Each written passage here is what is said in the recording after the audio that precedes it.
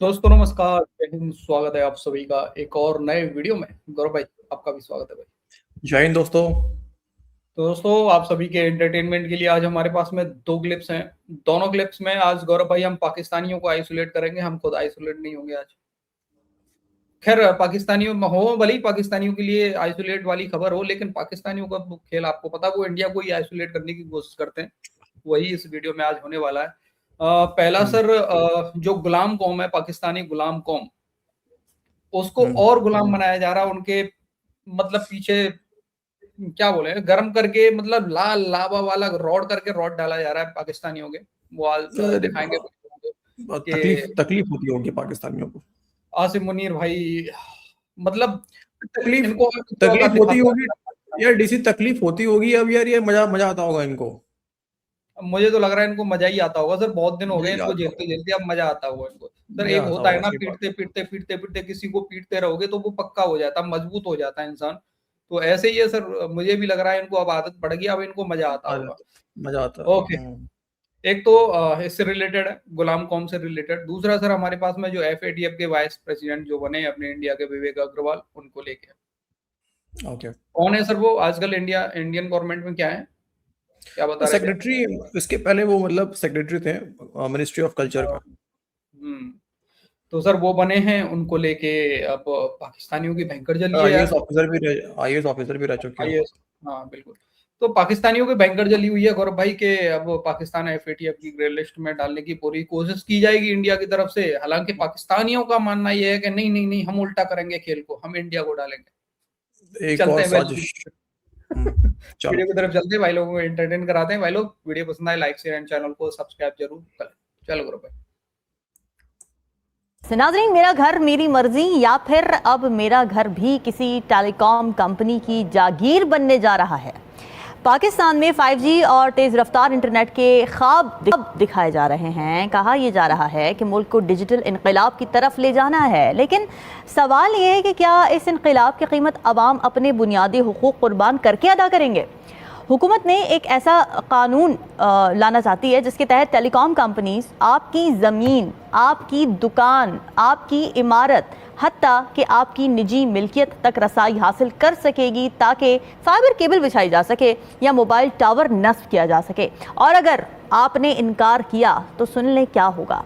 जुर्माने होंगे, 1-2 लाख नहीं, 10 लाख नहीं, बल्कि 5 करोड़ रुपए तक का जुर्माना होगा। इस पर हैरत की बात यह कि इस बिल को 11 जून को कौमी असेंबली से मंजूरी भी मिल चुकी है। पहले चीज तो ये है कि अगर इस बिल को पास करना था तो इस पे डिबेट क्यों नहीं हुआ ठीक तरीके से। कुछ एमएनएज तो पढ़ा ही नहीं है ये बिल। मैं तो समझता हूं कि अगर 5G इस मुल्क में लगना है और इसको एफिशिएंटली और अफोर्डेबल आना है तो जाहिर है ये खंबे लगने हैं। और ये खंबे किधर लगने हैं, वो एक आदमी के घर के अंदर अगर आप घुसें और कहें कि इधर लगना है, उसकी इजाजत के बगैर तो हो ही नहीं सकता। और इस बिल में पता नहीं क्या लैंग्वेज है, मगर इस बिल में इजाजत के बगैर तो नहीं लगा रहे हैं। कि वो कह रहे हैं कि वी विल, जिधर हम कहते हैं लगना चाहिए उधर लगेगा। नोटिस भेजेंगे। अगर ये है so you might require a constitutional amendment. तो इस पे तो ठीक ठाक डिबेट होना चाहिए। माने कि अगर मेरे पास जैसे 500-600 गज का घर है और इतना बड़ा टावर लगेगा तो I will have nothing but tower ऊपर साइड में, और कोई वैसे ही गार्डन छोटा है तो गार्डन ही नहीं होगा, तो मेरा तो घर तबाह हो गया है। हाँ, The property, the price of the house has fallen. आप कहेंगे तो फिर असेंट ना दो, तो मैं कहूंगा मैं नहीं देता असेंट। उसके ऊपर अगर आप कहेंगे नहीं नहीं हमने फैसला किया है और ये एक एक्ट ऑफ पार्लियामेंट है और इधर होना ही है, ये तो नहीं है ना। ही कैन रिफ्यूज, जो आदमी तो है वो इनकार कर सकता है। नहीं तो ये मैं डीसी देखो, वो तो ठीक। एक बात मुझे मेरे दिमाग में चल रहा दोस्तों, मैं सोचा कि आपके साथ मैंने शेयर कर देना यहाँ पे। एक तो डीसी खंबे तो खैर पाकिस्तानियों के अंदर पहले से लगे हुए हैं, वो एक और तो खंबा लग जाएगा तो कोई बहुत बड़ी बात है नहीं। एक लेकिन खंबा ये तो वो मुझे आसिम जो मुनीर सर के इसके, साथ में लेके घूमता है। हाँ एक तो खंबा, वो तो खंबा दे ही रहा होता है। लेकिन एक जो सबसे बड़ी पता है डीसी क्या, यहाँ पे पाकिस्तानी समझ नहीं पा रहे। देखो पाकिस्तानी है बिल्कुल मूर्ख, ठीक है। ये टावर क्यों लगा रहे डीसी? आपको याद होगा जब इस बार ऑपरेशन सिंदूर के दौरान कई ड्रोन जो है पाकिस्तानी घरों के ऊपर, छतों के ऊपर, ठीक है, लहरा रहे थे इधर यहाँ वहां, जहां तहां Indian drone, I am sorry Pakistani drone कह रहा हूँ, इंडियन ड्रोन जो है वो यहाँ वहां देखे जा रहे थे पाकिस्तान के अंदर में। अब भाई उनको पाकिस्तानी एयरफोर्स तो गिरा नहीं पा रही थी, ठीक है, तो पाकिस्तानी गिरा रहे थे उसको, कोई हाथ से लपक रहा था, कोई छतों से पकड़ पकड़ के कूद रहा था, ठीक है, कोई गुलेल से मार रहा था। तो ये टावर का सर काम ये होगा कि जब अगली बार इंडियन ड्रोन दिखेगा पाकिस्तानी चढ़ेंगे टावर पे, ठीक है, वो सर वहां पे ड्रोन भी पकड़ेंगे। ये लाल टोपी ने दिमाग दिया होगा सर, ये लाल टोपी ने दिमाग दिया है कि हर एक इलाके में टावर बनाओ, बिल्कुल, ताकि अगली बार उस पे चढ़ के, मेरे गजबाइंद के वॉशरूम में अंधेरा रहता है, मैं देख नहीं पाता, टावर बनाओ, टावर पे चढ़ के देखूंगा मैं। टावर पे चढ़ के देखेंगे भाई कि ड्रोन कहां से आ रहा है, ये पकड़ नहीं पा रहे भाई, ये बहुत बड़ा आसिम मुनीर बहुत सोच के कर रहे हैं काम। पाकिस्तानियों ये काम कराओ, खंबे डलवाओ अंदर। पूछ रहा हूँ आपसे, हाँ। नहीं सर, क्या ये एक्ट कह रहा है अभी कि तक जो हमारे सामने एक्ट आया है ना, वही तो हम बात करें कि इसमें वजाहतें आनी चाहिए, क्योंकि अभी तक इन्होंने जो एक्ट दिया उसके अंदर कंसेंट की तो बात ही नहीं कर रहे। वो कह रहे हैं 2 नोटिस भेजेंगे, नहीं कंसेंट दी गई तो फिर आपके ऊपर जुर्माना होगा 5 करोड़ रुपए का। दूसरी जानिब भारत को एक बड़ी, सही है, वैसे बढ़िया है। अच्छा देखो, एक बात ये बार बार कह रहा है कि डिस्कस क्यों नहीं हुआ पार्लियामेंट में। काहे को डिस्कस, कौन है डिस्कस करने वाला? ऑपोजिशन में ही नहीं वहां पे। कहाँ का पार्लियामेंट? आसिम मुनीर ने जो डिसीजन दे दिया वो फाइनल है यार, मॉल लग गया। कौन डिस्कस करेगा भाई? ये तो क्लियर हो गया, हिलाली को पता चल गया कि उसका घर खुद का घर नहीं है। हिलाली को तो पता चल गया, उस पे कभी भी आसिम मुनीर जाके लट्ठा गाड़ सकता है अपना, ले बेटा ये मेरा है। अगली बार खबर आएगी। अच्छा पीटीआई वाले पता क्या करते, पीटीआई वाले आएंगे जो उसमें वो कहेंगे, देखिए जी ये टावर के द्वारा ये आप पे निगरानी रखना चाहते हैं। हाँ निगरानी, ठीक है, बिल्कुल नहीं, वो ये फायरवॉल लगा रहे हैं। हाँ ऐसे फायरवॉल लगाएंगे, ऐसे ऐसे उसमें चीजें करेंगे कि आप कुछ कर ही नहीं पाओगे। चलो दिखाते हैं FATF। चलो कामयाबी मिल गई जी। वो FATF के जो है ना फाइनेंशियल एक्शन टास्क फोर्स, जिसका जो 2 बड़े मैंडेट हैं, एक तो मनी लॉन्ड्रिंग के खिलाफ और दूसरा टेरर फाइनेंसिंग के खिलाफ। ये अब इसके तकरीबन 40 मेंबर हैं, 38 स्टेट्स हैं और 2 रीजनल ऑर्गेनाइजेशन हैं। तो उनका मैंडेट यही है और ये पेरिस में है इसका हेडक्वार्टर्स। और ये पुरानी ऑर्गेनाइजेशन है, वैसे तो ये G7 ने बनाई थी ओरिजिनली, लेकिन फिर इसको एक्सपैंड कर दिया गया। अब ये इंटर गवर्नमेंटल ऑर्गेनाइजेशन है, इसका पेरिस में हेडक्वार्टर्स है। तो विवेक अग्रवाल साहब एक हैं भारत के सेक्रेटरी कल्चर, ये वाइस प्रेसिडेंट इलेक्ट हो गए हैं जी इस टास्क फोर्स के।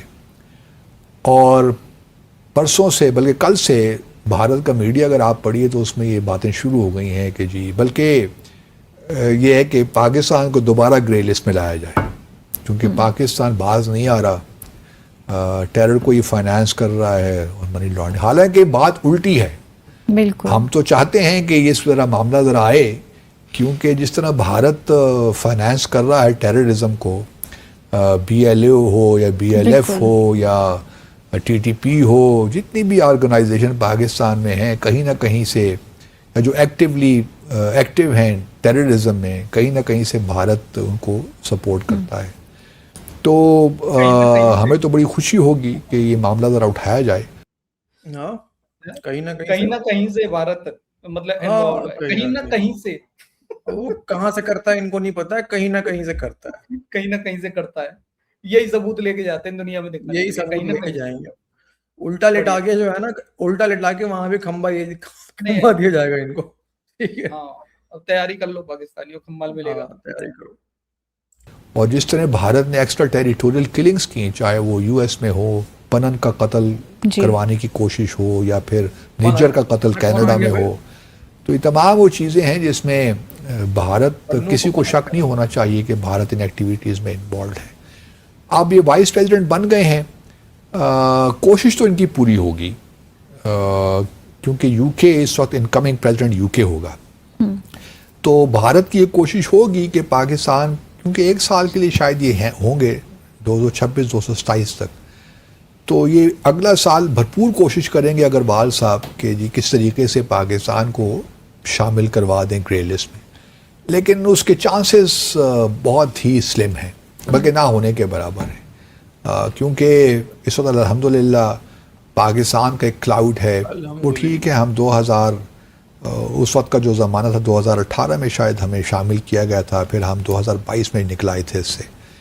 तो अब वो हालात नहीं है पाकिस्तान के। पाकिस्तान अब एक बहुत बड़ी, और फिर हमारे अब सपोर्टर्स बहुत हैं, इवन सऊदी अरब वगैरह भी, चाइना भी इसमें है। तो मुझे कोई ख़तरा महसूस नहीं होता कि पाकिस्तान दोबारा इसमें शामिल हो सकता है या उसको ग्रे लिस्ट में शामिल कर सकते हैं। लेकिन ये बात भी अपनी जगह है कि भारत कोशिश ज़रूर करेगा, और देखते हैं। अग्रवाल साहब तो क्रेडिट लेने की कोशिश करेंगे ना कि मैं गया FATF में, देखिए मैंने पाकिस्तान को दोबारा ग्रे लिस्ट में शामिल करवा दिया। बिल्कुल, लेकिन ये मुमकिन नहीं है, ये काउंटर प्रोडक्टिव भी कहीं ना हो जाए उनके लिए, और पाकिस्तान के बजाय भारत हमें ग्रे लिस्ट में नजर आ जाए, क्योंकि भारत की भी जो म्यूचुअल असेसमेंट होती है ना इनकी, वो कोई इतनी अच्छी नहीं है, और भारत को ये खतरात लाहक रहते हैं, क्योंकि UAE को भी एक दफ़ा डाला गया था पिछले सालों में, तो अभी निकाल दिया है। लेकिन ये सारा जो है ना बड़ी लिंक्स हैं इसके अंदर। तो आज की तो यही कहानी है। तो आप ये बताइए कि फीफा वर्ल्ड कप देख रही हैं कि नहीं? मुझे फुटबॉल में इंटरेस्ट नहीं है। आपको इंटरेस्ट नहीं है? अच्छा, आज मुझे बड़ा दुख हुआ। पूछे क्यों? वो क्यों? तुर्की निकल गया ना। तुर्की आज पैराग्वाय से हार गया। हालांकि इतनी अटेम्प्ट्स की तुर्की ने, लेकिन बस किस्मत आज उनके साथ नहीं खड़ी थी। और तो खेल है, खेल में तो ऐसा चलता ही रहता है। लेकिन आपको इस्लाम की हार हो गई है वहाँ पे, तुर्की निकली। भाई अरे एक और भाई आ गया, ये पनौती लग गई पाकिस्तानियों की। ये फुटबॉल देख रहा है लेकिन अपना T20 वाला वर्ल्ड कप नहीं देख रहा, जहाँ पे इसकी महिला टीम गई हुई है, और पहली टीम जो बाहर होने वाली है ना इनकी, वो पाकिस्तानी है, जैसा कि हमेशा होता है। यार कौन देखता है क्रिकेट यार? क्लाउड देखो पाकिस्तान का कहाँ पहुंच गया, जूते खा रहा है हर जगह। कौन? अमेरिका जूते मार रहा है भाई साहब, भिगो के, फिर भी इनको दिख रहा है जाने कहाँ पहुंच गए हम। कौन गुर्दे खा रहा है? गुर्दे क्या हो रहा है? जूते खा रहा है, जूते खा रहा है। अरे नहीं, लेकिन FATF वाली बात तो सही है DC। वैसे कौन सा पहली बार पाकिस्तान, जैसे ये कह रहे हैं कि अग्रवाल जी आ गए हैं तो पता नहीं क्या कर देंगे। इसके पहले कौन सा अग्रवाल थे, कौन से इंडियन थे, बट फिर भी पाकिस्तान तो ग्रे लिस्ट में जाता रहा है ना यार। 2008 में भी गया था, 2012 में भी गया था, फिर अभी 2018 में भी गया था। ठीक है, तो ये तो इतिहास रहा है पाकिस्तान का ग्रे लिस्ट में जाना। चल जाएगा। अरे फिर से जाएगा। इनको लग रहा है ना कुछ नहीं होगा। लग रहा था ना कि they are playing far better, लेकिन बाज वक़्त किस्मत साथ नहीं देती। वो जो भी अटेम्प्ट करते थे वो कभी गोल से बाहर, कभी इधर कभी उधर। तो आप ये कहना चाह रहे हैं कि वो पाकिस्तान की क्रिकेट टीम के मुतरादिफ हो गए थे? नहीं, पाकिस्तान की चलिए वो तो लेकिन ये है कि आई वांटेड के कम से कम दूसरे राउंड में तुर्की चला जाता तो हमारे लिए बड़ी खुशी की बात होती। चलिए भारत, यानी केस अगले 4 साल के बाद फिर देखेंगे इंशाल्लाह। इंशाल्लाह लगाना जरूरी है, और अल्हम्दुलिल्लाह लगाना, दो चीजें लगाना जरूरी है इनको। अल्हम्दुलिल्लाह और इंशाल्लाह, ये दोनों लगाने के बिना काम इनका पूरा नहीं होता। लेकिन फिर भी कामयाबी नहीं मिलती पाकिस्तान को। आश्चर्य की बात है DC की, फिर भी कामयाबी नहीं मिलती पाकिस्तान में। अरे भाई साहब, यहीं पे तुर्की अगर जीत जाता तो ये बता दिए हमारी जीत है भाई साहब, पाकिस्तान की जीत है। तुर्की की नहीं है, पाकिस्तान की जीत है। तुर्की की जीत नहीं है, वो पाकिस्तान की जीत हो जाती है। पूरा इस्लाम की जीत हो जाती फिर भाई।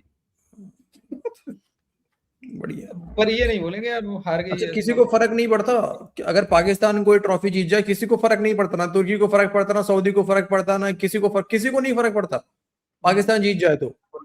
लेकिन अगर दूसरे जीत जाए इनको फर्क पड़ता ही होता है ना, जबरदस्ती भाई बनाना कि अरे आप तो मेरे भाई हैं, आइए भाईजान आप मेरे भाई हैं।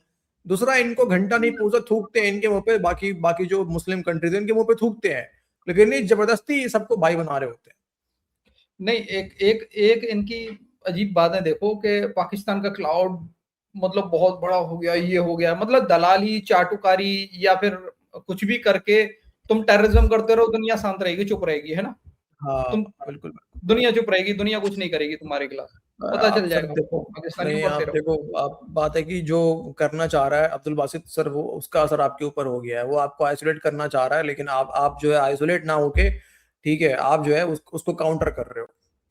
अच्छा, सच बात तो ये है कि आप आइसोलेट हो गए, आपकी जल गई है। सच बात तो यही है। मेरी मेरी चली गई है। उसने बोला कि FATF में हम भारत को डलवा देंगे, तो दुनिया के हाँ। फैसले सिर्फ पाकिस्तान में नहीं हो रहे हैं, पाकिस्तान के अरे हाँ नाम है, दुनिया के फैसले नहीं हो रहे हैं। पाकिस्तान के नाव में होंगे, सही बात है, सही बात। फिर दुनिया के फैसले ये तो भूल ही गया था, 26 नवंबर 2026 भूल गया था मैं ये डेट। भूलना नहीं है डीसी आपको। ओके, चलो बाकी छोड़ते हैं भाई लोगों के।